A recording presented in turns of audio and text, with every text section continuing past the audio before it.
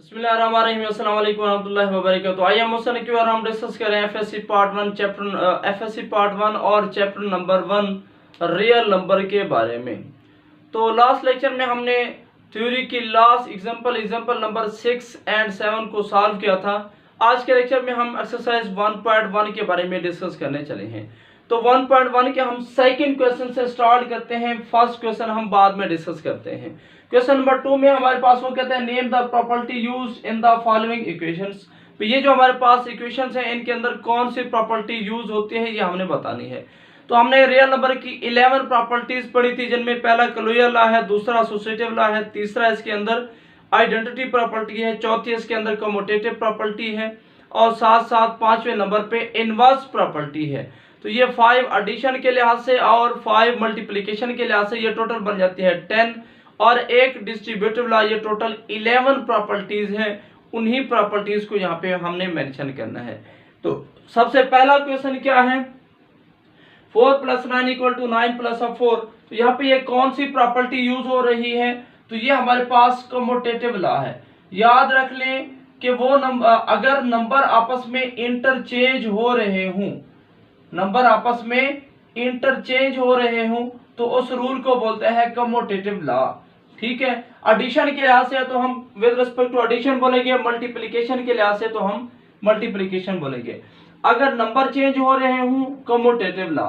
दूसरे नंबर पे अगर ब्रैकेट चेंज हो रही हो और साइन एक जैसे हो, ये प्लस है ये भी प्लस है, अंदर और बाहर एक जैसे साइन है और ब्रैकेट यहाँ पे फर्स्ट 2 पे है, यहाँ पे आखिरी 2 पे है, ब्रैकेट चेंज हो रही हो, इसको हम बोलते हैं एसोसिएटिव लॉ। नंबर चेंज हो रहे हों कम्यूटेटिव लॉ और ब्रैकेट चेंज हो रही हो तो इसको क्या बोला जाता है, associative law. With respect to यहाँ पे चूंकि जमा है एडिशन बोलेंगे। तो ये कौन सी प्रॉपर्टी होगी, ये भी वही हमारे पास एसोसिएटिव लॉ अंडर एडिशन है, चूंकि ये प्लस है अंदर और बाहर और यहाँ पे फर्स्ट 2 पे ब्रैकेट है, यहाँ पे आखिरी 2 पे ब्रैकेट है। तो ये भी हमारा एसोसिएटिव लॉ अंडर एडिशन होगा। नेक्स्ट 4 पार्ट में आ जाए 100 + 0। तो ये हमारे पास क्या है, एडिटिव आइडेंटिटी। याद रख लें जहां पे 0 इन्वॉल्व होता है, जहां पे 0 मौजूद हो उसको हम आइडेंटिटी का नाम देते हैं। तो ये हमारे पास एडिटिव आइडेंटिटी ये कहते हैं कि 0 को किसी नंबर के साथ ऐड करें वापस वही नंबर आता है। यहाँ पे आपके पास 1 लिखा हुआ है तो ये आपके पास होगी मल्टीप्लिकेटिव आइडेंटिटी। भी ये हमारे पास मल्टीप्लिकेटिव आइडेंटिटी है, जहां पे 0 इन्वॉल्व हो वो हमारी एडिशन के लिहाज से है, जहां पे 1 इन्वॉल्व हो वो मल्टीप्लिकेशन के लिहाज से। ये वाली कौन सी प्रॉपर्टी है, 4.1 + 1 + 4.1। गौर से देखिए ये प्लस का है ये माइनस का है। अगर नंबर एक जैसे हों मगर साइन के लिहाज से अपोजिट हों तो उनको बोलते हैं एडिटिव इनवर्स। ये एक दूसरे के इनवर्स हैं, माकूस हैं। तो यहाँ पे भी यही रिजल्ट है, दरमियान में आप प्लस लिख लें और आगे मनफी लिख लें तो नंबर एक जैसे हैं, ये प्लस का है वो माइनस का है, तो ये भी आपके पास क्या होगा, एक दूसरे का एडिटिव इनवर्स होगा। इस प्रॉपर्टी में देखिए, क्वेश्चन में देखिए 2 × 5 5 × 2। तो अगर आप गौर से देखें यहाँ पे नंबर इंटरचेंज हो रहे हैं। सो अगर नंबर इंटरचेंज हो रहे हो तो हम बोलते हैं ये हमारे पास कम्यूटेटिव लॉ कहलाता है। जमा है तो एडिशन के लिहाज से लिखें और ज़रब है तो विद रिस्पेक्ट टू मल्टीप्लिकेशन आपने मेंशन कर देना है। नेक्स्ट आपके पास है a × b - c। तो बाहर वाला नंबर अंदर दोनों के साथ मल्टीप्लाई हो रहा है, इसको बोलते हैं डिस्ट्रीब्यूटिव लॉ। अब ये नंबर चूंकि हमारा लेफ्ट पे है तो हम इसको बोलेंगे लेफ्ट डिस्ट्रीब्यूटिव लॉ। तो ये हमारे पास लेफ्ट डिस्ट्रीब्यूटिव लॉ कहलाता है। ठीक है, लॉ भी बोलते हैं प्रॉपर्टी भी बोलते हैं। इसमें भी वही बात आ रही है लेकिन नंबर राइट पे है तो हम इसको बोलेंगे ये हमारे पास कौन सा रूल है, right distributive law. Right distributive law, वो हमारे पास लेफ्ट था और ये वाला हमारे पास राइट डिस्ट्रीब्यूटिव लॉ है। तो यूं हमारा क्वेश्चन नंबर जो 2 है वो यहाँ पे फाइनल हो गया है।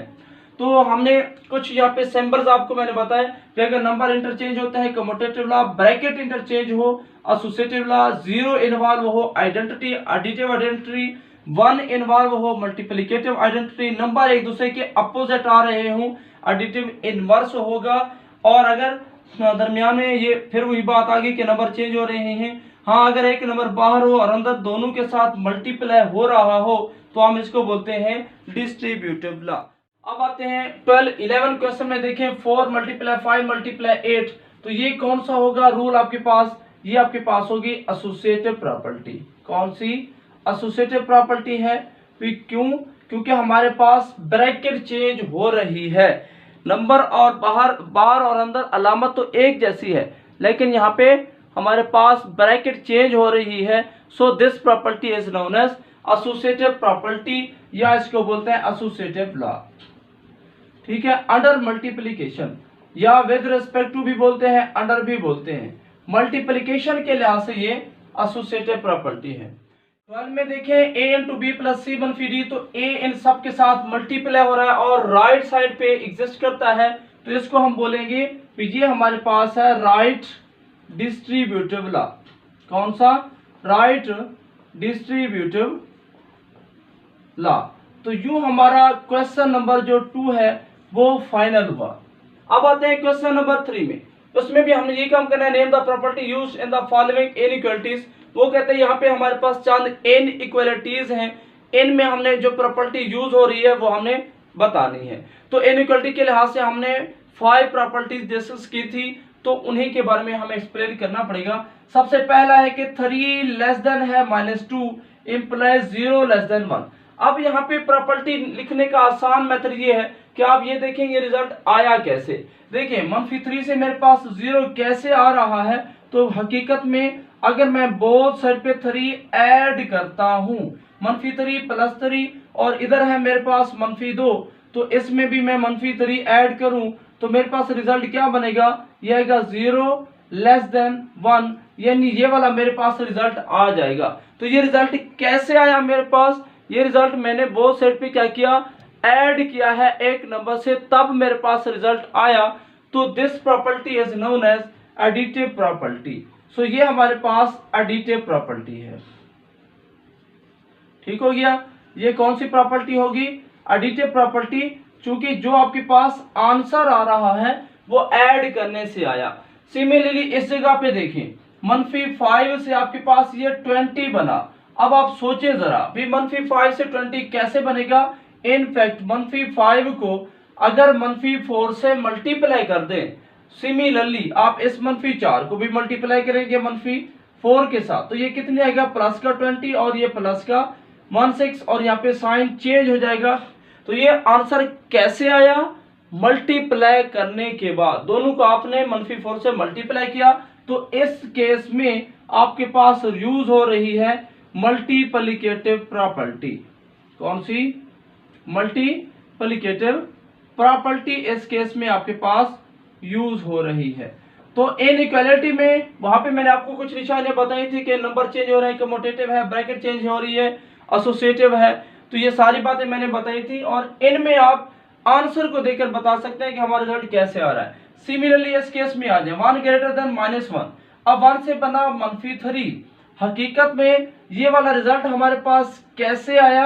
ये रिजल्ट यूं आया कि अगर मैं -4 ऐड करता हूं इस 1 के साथ, ग्रेटर देन इस साइड पर भी मैं -4 ऐड करता हूं, मैंने नेगेटिव नंबर ऐड किया, ऐसा कर सकते हैं, तो ये क्या आएगा? -3, और ये क्या बन जाएगा? -3, और ये ग्रेटर देन -5, तो रिजल्ट आ जाएगा। तो ये रिजल्ट कैसे आया? आपने अपनी तरफ से ऐड किया -4 को, so it is known as additive property. ये हमारे पास एडिटिव प्रॉपर्टी है, हमने ऐड करने से रिजल्ट ड्रा किया। यहाँ पे देखिए फिर 4 केस में a less than 0 implies -a greater than 0, भी ये -a ग्रेटर देन 0 आपके पास हकीकत में रिजल्ट कैसे आया? आपने जो a लेस देन 0 था, आपने इसको -1 से मल्टीप्लाई किया, इधर भी आपने -1 से मल्टीप्लाई किया, तो साइन चेंज हो गया, रिजल्ट आ गया -a ग्रेटर देन 0। सो आपके पास रिजल्ट कैसे आया? आपके पास रिजल्ट आया मल्टीप्लाई करने से। सो आप बोलेंगे भी यहाँ पे हमारे पास कौन सी प्रॉपर्टी है? Multiplicative property. भी यहाँ पे मल्टीप्लिकेटिव प्रॉपर्टी से हमने ये रिजल्ट ड्रा किया। सिमिलरली जो आपके पास नेक्स्ट केस है उसमें भी आपका यही ऑप्शन बनेगा। दोनों जो आपके पास दो पार्ट्स रहते हैं, इसमें भी यही ऑप्शन यूज हो रहा है।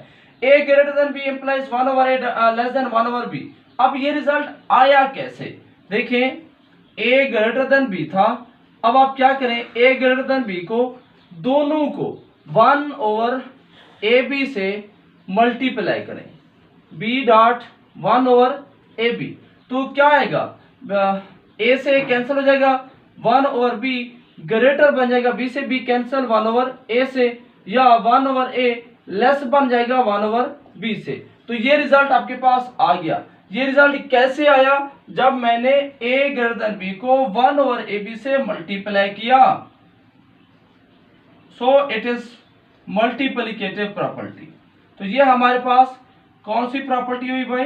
Multiplicative property. सिमिलरली यहाँ पे आखिरी क्वेश्चन में देखें, क्वेश्चन नंबर 6 के अंदर क्या है, a greater than b implies मनफी a less than minus b। तो ये ग्रेटर है, ये लेस है, वाजे नजर आ रहा है, यहाँ पे उसने मल्टीप्लाई किया मनफी 1 से, तो ये भी हमारे पास क्या होगी, मल्टीप्लिकेटिव प्रॉपर्टी। तो यहाँ पे हमारे पास क्वेश्चन नंबर 2 और 3 फाइनल हुए। अब क्वेश्चन नंबर 1 को सॉल्व करते हैं। क्वेश्चन नंबर 1 में वो बोलता है which of the following sets have closure property under addition and multiplication, और फर्स्ट पार्ट है हमारे पास 0। वो कहते हैं कि कौन सा सेट एडिशन और मल्टीप्लिकेशन के लिहाज से क्लोजर प्रॉपर्टी होल्ड करता है, क्लोजर प्रॉपर्टी रखता है। तो एडिशन के लिहाज से अगर आप बात करते हैं 0 की, तो 0 को अगर आप इट सेल्फ ऐड करें तो इसका जो आंसर आएगा वो क्या आएगा, 0 प्लस 0 इक्वल टू 0, वापस इसी सेट 0 को बिलोंग करता है। तो इसका मतलब यह है इट इज क्लोज्ड। सो हम कह सकते हैं भी ये set is closed under addition, भी ये एडिशन के लिहाज से क्लोज है अंडर एडिशन। सिमिलरली अगर आप मल्टीप्लिकेशन के लिहाज से बात करें तो 0 को 0 के साथ मल्टीप्लाई करें, आंसर क्या आएगा, 0, वापस उसी सेट में। क्लोजर ये होता है कि आप सेट में से एलिमेंट उठाते हैं, उनको आपस में ऐड करते हैं, आंसर वापस उसी सेट में आ जाए तो वो क्लोजर है एडिशन के लिहाज से। फिर सेट में से एलिमेंट उठाएं, उनको मल्टीप्लाई करें, आंसर आ जाता है वापस उसी सेट में मल्टीप्लिकेशन के लिहाज से, वो फिर हम बोलेंगे भी वो क्लोज है अंडर मल्टीप्लिकेशन। अब देखिए जो आंसर आ रहा है वापस सेट में आ रहा है, इसका मतलब यह है कि ये हमारा सेट मल्टीप्लिकेशन के लिहाज से भी क्लोज्ड है। ओके, अब सिमिलरली सेकंड सेट को ले लें। सेकंड सेट है आपके पास 1। अब अगर मैं 1 की बात करता हूं एडिशन के लिहाज से, जब मैं 1 की बात करूंगा 1 प्लस 1 मेरे पास क्या आता है, 2, डज नॉट बिलोंग्स टू वापस सेम सेट, उस सेट को वापस बिलोंग नहीं करता। इसका मतलब यह है कि ये क्लोज नहीं है, ये हमारे पास सेट जो होगा एडिशन के लिहाज से क्लोज नहीं होगा। मल्टीप्लिकेशन के लिहाज से इस सेट की अगर हम बात करते हैं 1, तो 1 को इटसेल्फ मल्टीप्लाई करें, आंसर वापस उसी सेट में आ रहा है। इसका मतलब यह है कि ये मल्टीप्लिकेशन के लिहाज से क्लोज है। नेक्स्ट सेट की बात करें 0 एंड मनफी 1। आप देखें 0 और मनफी 1 को एडिशन के लिहाज से चेक करें। सबसे पहले 0 को 0 में ऐड करें, आंसर 0, वापस उस सेट में आ रहा है। 0 को ऐड करें अगले नंबर मनफी 1 के साथ, आंसर इज मनफी 1, उस सेट में आ रहा है। अब मनफी 1 को ऐड करें अपने साथ, तो ये हमारे पास आएगा आंसर मनफी 2, which does not belongs to the set A. ये वापस उस सेट में आंसर नहीं आ रहा, इसका मतलब ये हमारे पास नहीं आ रहा, तो ये हमारा क्लोज सेट नहीं होगा। मल्टीप्लिकेशन के लिहाज से अगर बात करें 0 मनफी 1, तो फिर भी आप देख लें 0 को 0 से मल्टीप्लाई करें, आंसर 0, उसको बिलोंग करता है। 0 को मनफी 1 से मल्टीप्लाई करें, आंसर 0, उसको बिलोंग करता है। मनफी 1 को 0 से मल्टीप्लाई करें, आंसर 0, उस सेट में आता है। मनफी 1 को मनफी 1 से मल्टीप्लाई करें, आंसर इज +1, वापस उस सेट में मौजूद नहीं है। तो ये सेट हमारा क्लोज नहीं होगा। क्लोज उस वक्त होगा अगर सेट के जितने भी एलिमेंट्स हैं सब उनमें से कोई भी एलिमेंट्स ले लें और मल्टीप्लाई करें, आंसर उसी सेट में आ जाना चाहिए। तो ये हमारा चूंकि एक नंबर इसको फेल कर रहा है, इसका मतलब ये सेट हमारा क्लोज नहीं समझा जाएगा। कोई भी एक नंबर अगर उसको फेल कर रहा है, इसका मतलब वो सेट हमारा क्लोज नहीं रहेगा। सिमिलरली नेक्स्ट क्वेश्चन और लास्ट क्वेश्चन की अगर आप बात करें तो 1 मनफी 1 को जब आप एडिशन के लिहाज से चेक करेंगे 1 + 1 2 आएगा, फेल हो गया, लिहाजा एडिशन के लिहाज से ये क्लोज नहीं है। मल्टीप्लिकेशन के लिहाज से अगर आप चेक करते हैं अंडर मल्टीप्लिकेशन 1 को 1 से मल्टीप्लाई करें 1 आंसर वो सेट को बिलोंग करता है, ठीक है, इसका नाम ए रख लें अगर सेट का नाम। तो 1 को -1 से मल्टीप्लाई करें answer -1 belongs to set A hold करता है। -1 को 8 सेल्फ मल्टीप्लाई करें answer 1 belongs to A hold करता है। -1 को 1 से मल्टीप्लाई कर लें, 1 से मल्टीप्लाई करें आंसर -1 वापस ए में आता है तो सेट को होल्ड करता है। सो it is close under multiplication. ये सेट हमारा क्लोज है मल्टीप्लिकेशन के लिहाज से। देखिए हर एलिमेंट को अपने साथ भी मल्टीप्लाई करना होता है और जो इसके अंदर एलिमेंट्स हैं उनके साथ भी मल्टीप्लाई करना होता है, आंसर वापस इस सेट में आना चाहिए। इसको चेक करने का एक और मेथड है जो कि सबसे आसान है, केलिस टेबल की मदद से। टेबल की मदद से ये है कि जिनको आपने क्लोजर चेक करना है आप उनको रो और कॉलम की शक्ल में लिखें 1 एंड -1। अब आप यूं करें, इस 1 को मल्टीप्लाई करें 1 और यहाँ पे आएगा -1 को इससे मल्टीप्लाई करें -1 को प्लस से +1।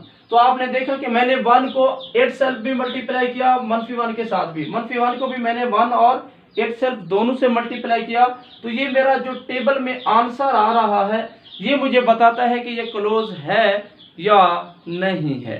तो यहाँ से मैं डिसीजन ले सकता हूँ। तो आपके सामने जो आंसर आ रहा है वापस इस सेट को बिलोंग करता है। सो it is a close under multiplication. ये मल्टीप्लिकेशन के लिहाज से तो क्लोज है लेकिन एडिशन के लिहाज से क्लोज नहीं है, क्योंकि इसी जगह पे देख लें जब मैं 1 + 1 करूंगा तो ये 2 आएगा, तो मेरा एलिमेंट सेट को बिलोंग नहीं करता। तो ये तरह मेरा क्वेश्चन नंबर 1। अब आते हैं जरा क्वेश्चन नंबर 4 के बारे में। क्वेश्चन नंबर 4 वो कहता है कि आप प्रूफ करें A/C + B/C = A+B/C। बिल्कुल सिंपल सा काम है। 10th क्लास में हम क्या कहते हैं, एलसीएम लेंगे आंसर आ जाएगा, लेकिन यहाँ पे हमें एलसीएम लेने की जरूरत नहीं है। एलसीएम हम नहीं ले सकते, हम with the help of properties ये सारी बातें प्रूव करेंगे। ओके, प्रूव करते हैं with the help of properties. तो आप लेफ्ट साइड ले लें, left hand side A/C + B/C which is equal to A.1/C + B.1/C। ये 1 कहाँ से आ गया, multiplicative identity by multiplicative identity. Multiplicative identity ये कहती है कि अगर आप किसी भी नंबर को 1 से मल्टीप्लाई कर लें तो इस पे कोई फर्क नहीं पड़ेगा। फर्दर A+B इनटू ये क्या आएगा 1/C। ये 1/C बाहर कैसे चला गया, by distributive law, by right distributive law. Right distributive law ये बोलता है, distributive law, right distributive law ये कहता है कि अगर आपके पास एक नंबर राइट साइड पे मल्टीप्लाई हो रहा है तो वो दोनों के साथ मल्टीप्लाई होगा, यानी पहले के साथ भी दोनों के दूसरे के साथ भी। सिमिलरली दोनों के साथ आया हुआ है, राइट पे है तो आप राइट को उसको कॉमन ले सकते हैं। नो A+B.1 आंसर क्या आएगा A+B। A+B को 1 से मल्टीप्लाई करेंगे A+B ही आएगा। किस रूल के तहत, बाय मल्टीप्लिकेटिव आइडेंटिटी के मुताबिक 1 को जिससे भी मल्टीप्लाई करें आंसर पे कोई फर्क नहीं पड़ता। तो इसका मतलब which is equal to left hand side. तो मैंने कोई एलसीएम नहीं लिया, मैंने मैथ के जो रूल थे उनको फॉलो करते हुए सॉल्व किया तो मेरे पास इसका आंसर आ गया। तो हम शॉर्टली मैट्रिक लेवल पे एलसीएम लेकर हल करते हैं, अदरवाइज आप यहाँ पे रूल की मदद से क्वेश्चन को सॉल्व करेंगे। ये था क्वेश्चन नंबर 1 का, क्वेश्चन नंबर 4 का पार्ट नंबर 1। अब आते हैं क्वेश्चन नंबर 4 के सेकेंड पार्ट के बारे में कि A और B + C और D भी अगर हमारे पास डिफरेंट नंबर हों इक्वल टू AD + BC और BD। ओके, अब मुझे क्या चाहिए, भी मेरे पास डिफरेंट नंबर है, आप कहते हैं भी यहाँ पे एलसीएम ले मल्टीप्लाई करें आंसर आ जाता है, लेकिन हमने यहाँ पे ऐसा नहीं करना। हमने मैथ के रूल्स को फॉलो करके सॉल्व करना। A और B + C और D जी किसके इक्वल आएगा। तो अब आपको चाहिए BD नीचे और ऊपर A के साथ D चाहिए। तो सिंपल सा काम है कि आप यूं कर लें, D के साथ मल्टीप्लाई भी कर लें और डिवाइड भी कर लें, C के साथ आपको B चाहिए तो B से मल्टीप्लाई भी कर लें, डिवाइड भी कर दें। ये आपको किसने इस बात की इजाजत दी किस रूल के तहत आप ऐसा कर सकते हैं? It is known as golden rule of fraction. Golden rule of fraction. Fraction का हमने लास्ट एग्जांपल नंबर 6 में गोल्डन रूल पढ़ा था। गोल्डन रूल ये कहता है कि आप एक ही नंबर से मल्टीप्लाई और डिवाइड कर सकते हैं, इसमें कोई हर्ज नहीं है। तो इस वजह से मैंने मल्टीप्लाई डिवाइड कर लिया, which is further equal to. अब आप वही प्रोसेस जो भी हमने रिपीट किया, 1/AD 1/BD अलहदा कर लें, BC 1/BD अलहदा कर लें। किस रूल के तहत? मल्टीप्लिकेटिव आइडेंटिटी के मुताबिक साथ 1 लेकर आ जाए, कोई हर्ज नहीं है। AD plus of BC into ये 1/BD बाहर निकाल दें, किस रूल के तहत? By distributive law. Distributive law ये कहता है कि अगर एक नंबर दोनों के साथ राइट साइड पे मल्टीप्लाई हो रहा है तो आप उसको ब्रैकेट के बाहर राइट साइड पे लिख सकते हैं। अब ये एक नंबर है और 1 से मल्टीप्लाई होगा तो आंसर क्या देगा? AD plus of BC over BD।